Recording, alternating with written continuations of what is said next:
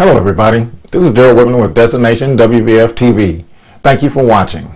In today's video, we're taking a little detour from cruising, and instead we'll talk about a tour me and my wife took about a week ago in Dallas. The tour was of historical African American sites in Dallas, Texas, and one site stood out from the rest. It was the Freedman Cemetery. I'd seen stories on the news about it some time ago, but never thought to visit. This tour made a stop there, and I'm glad it did. Wow, what an eye-opener, and for me, somewhat of a spiritual experience as well. Established in 1861, it is one of the largest freedmen cemeteries in the country. A Texas red granite archway marks the entrance to the memorial. Two niches, located on either side of the arch, are adorned with life-size bronze figures, one in each niche. The freestanding figure on the left of the entrance, the so-called sentinel or warrior, is dressed in clothes inspired by the Benin culture of West Africa. He holds a large ceremonial machete with its blade pointed to the ground. The symbolism is of a guardian protecting the site from disrespect or harm. His attire is based on Benin culture of West Africa. His female counterpart, the prophetess, holds a small harp to her chest with her left hand. This is symbolic of an African oral historian keeping the knowledge and memory of her ancestors alive. On the other side of the arch within the memorial garden, two bronze figures occupy the niches. Unlike the freestanding works at the front of the archway, these works are bronze bas reliefs. These figures emerge from a background that suggests the waves of an ocean.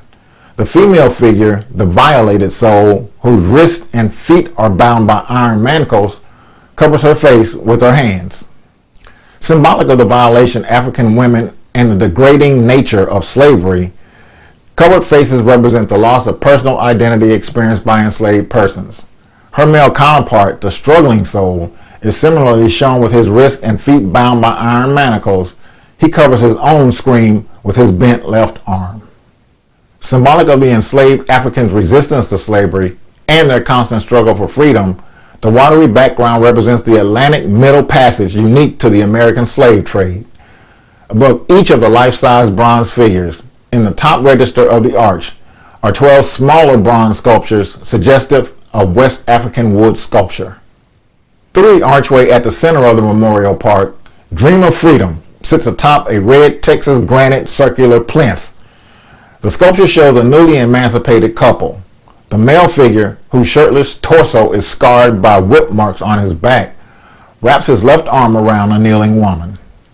They are symbolic of a newly emancipated couple contemplating the death and suffering of their ancestors. Directly behind Dream of Freedom is a polished granite slab with Nia Akimbo's poem, Here. The two remaining headstones from the original cemetery are embedded in the back of this granite slab. At the base of each statue, bronze plaques list the artist, title of the sculpture, and description of the work. Embedded in the interior arched wall are bronze plaques with the poetry by 10 children from local schools who won a local poetry contest. In the lawn, several Texas red granite blocks have bronze plaques attached to them, identifying the original riverbed and unmarked graves. The river is symbolic of crossing over from the Here monument to the Afterlife cemetery area. There are approximately 5,000 unmarked graves in this area. I hope you've enjoyed this look at Freedman Cemetery in Dallas, Texas. If you're in the Dallas area, please stop by and visit this awesome historical site. Before I end, I want to read one of the poems from the site. It's called A Thread of Freedom. Opening the drawer to remove fresh cloth, the stench of neglect infects pure air. The fabric worn from the work of a moth, the texture haggard from both time and wear, the history which lives with each thread strong. Every stitch brought together by brave souls, congregated to fight against life's wrongs. They came from both sexes, the young and the old. I unfold the quilt to inhale beauty. Different colors are combined with each other. Then passed down from those who value hard work and duty and would not live property of another. Our inherited freedom, life's treasure, simply brings to all without measure. This poem was written by Lisbeth Musselwhite in 1995. Thank you guys for watching.